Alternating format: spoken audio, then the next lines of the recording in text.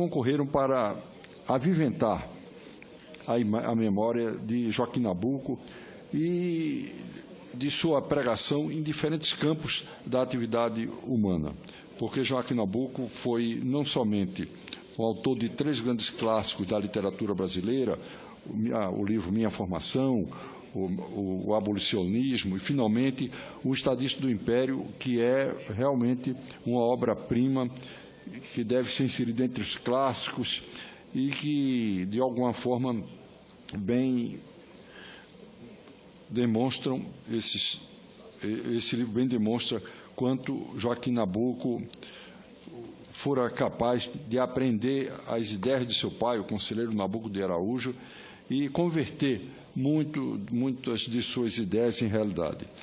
Eu diria que hoje, ao encerrarmos o ano Joaquim Nabuco, nós podemos dizer com toda a convicção de que Nabuco continua com a agenda extremamente atual, posto que os temas que versou, todos eles ainda são temas que constam da agenda brasileira.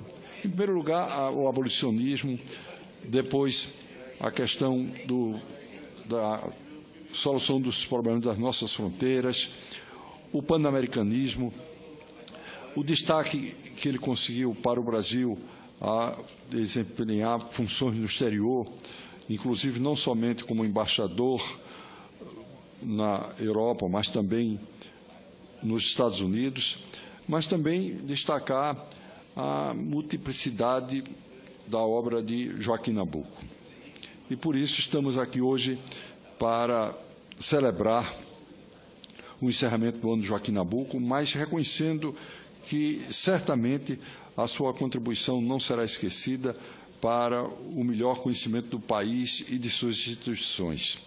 E eu gostaria, senhor presidente, senador Zé Bezerra, antes de concluir minhas palavras, dizer que, na realidade, Joaquim Nabuco se preocupou também com a questão institucional brasileira, ou seja, se vivo fosse, Nabuco estaria lutando pela reforma política, pela reforma das instituições.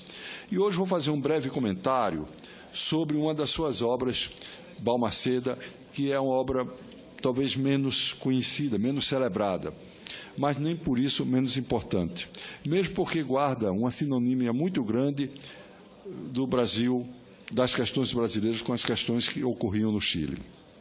Embora sejam das suas obras, Balmaceda, a menos celebrada, mais do que um relato histórico, muito além de um simples ensaio, mais expressivo do que uma arguta análise política, Balmaceda é, na bibliografia de Joaquim Nabuco, uma síntese extraordinária de suas preocupações, quase uma antevisão sobre o destino e os riscos que poderia correr o Brasil sob a República, então recém-proclamada. O livro é produto dos artigos que Nabuco publicou no Jornal do Comércio, do Rio de Janeiro, ao comentar a obra do escritor chileno Julio Bañado Espinosa, intitulada Balmaceda, seu governo e a Revolução de 1891. A obra do autor chileno foi elaborada em defesa do presidente José Manuel Balmaceda, que, em seu conflito com o parlamento, levou o país à guerra civil, e o então presidente, depois de deposto e asilado na Embaixada Argentina em Santiago, ao suicídio praticado no último dia do seu mandato. O gesto extremo evoca necessariamente o mesmo ato praticado pelo presidente Getúlio Vargas, no fatídico 24 de agosto de 1954, a despeito da diferença das circunstâncias entre ambos.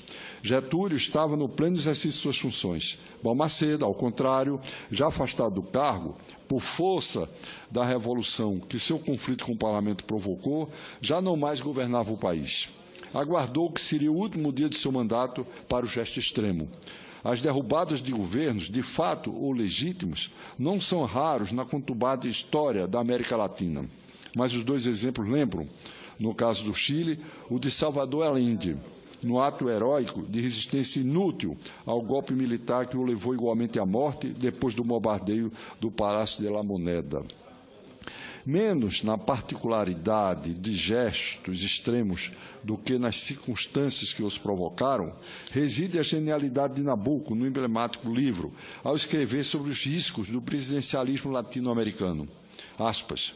Nos chamados governos presidenciais, friso, o presidente está muito mais adstrito ao jugo partidário do que nas repúblicas parlamentares, onde ele representa o papel de um soberano constitucional, cingindo-se à vontade das maiorias. Fecha aspas. A descrição do que ele denominou de, aspas, política silogística, fecha aspas, viria a ser, mais tarde, a prática que ninguém melhor do que ele definiu para significar a distância que tem separado na vida política as promessas da realidade. Dois pontos, aspas. A política silogística a que se referia Nabucco é, aspas, uma pura arte de construção no vácuo. A base são as teses e não fatos. O material, ideias e não homens. A situação, o mundo e não o país. Os habitantes, as gerações futuras e não as atuais.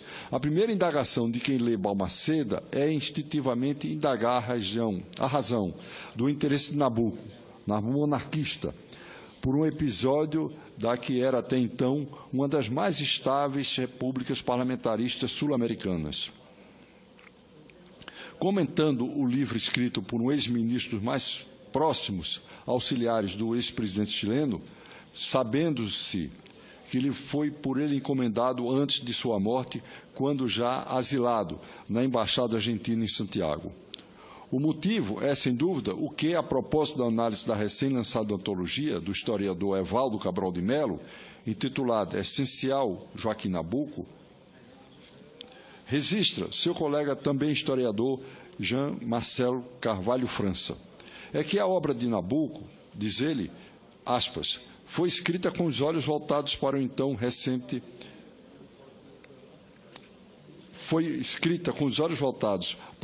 recente proclamação da República no Brasil. O drama do presidente José Manuel Balmaceda teve início quando a lei orçamentária do país, aprovada por 18 meses, vigorou até janeiro de 1886. A votação de uma lei foi frustrada pela obstrução da maioria, pela obstrução também da minoria. O parlamento chileno viu-se ante uma situação que tantas vezes ocorreu no Brasil. Segundo Nabucco, aspas, a minoria protelando e a maioria deixando protelar, fecha aspas. Balmaceda assumiu a presidência no dia 18 de setembro de 1886 e enfrentou as dissidências tão comuns num regime de proliferação partidária em que nem as maiorias nem as minorias são estáveis. As observações de Nabucco mostram a progressiva desagregação político-parlamentar do Chile naquela quadra. Seu registro é preciso, objetivo e direto. Aspas, a sessão de 1889 foi muito agitada. A maioria liberal radical defendia com ardor Balmaceda, o então presidente, tratando de afastar da luta o nome do presidente. Os mesmos homens que veremos dentro de um ano assinalando a data de sua deposição, estão unidos em torno dele, fecha aspas. Aludindo ao paralelo entre o Chile e o Brasil, ele fez um cotejo com o Brasil monárquico, quando enfrentamos a fase crucial da abolição, aspas. Quando a monarquia se sentiu obrigada a tocar nesse ponto delicado da economia social, o partido ultraconservador, os antigos saquaremas do Rio de Janeiro, José Joaquim Rodrigues Torres, Paulino de Souza e Eusébio de Queiroz, passaram todos estrepitosamente para a República, fecha aspas. E arremata, aspas, no Chile, quem sabe se a sociedade não entrou como a nossa em uma dessas fases em que tudo se separa para unir-se diferentemente. É a crise do crescimento, mas, em todo caso, é um período de profundo desequilíbrio do qual o organismo pode sair preparado para coisas maiores, mas também em que também pode, insista-se, faltar a nova coesão de que precisa para não se dissolver. Fecha aspas. No Chile de Balmaceda, há outras comparações com o Brasil republicano. Ele, que foi um liberal na maior parte de sua vida política, viu-se na crista de uma crise em que, apelando para o conflito e que, apelando para o conflito com o Parlamento, terminou solapando o alicerce da popularidade que tinha alimentado a sua carreira política e parlamentar.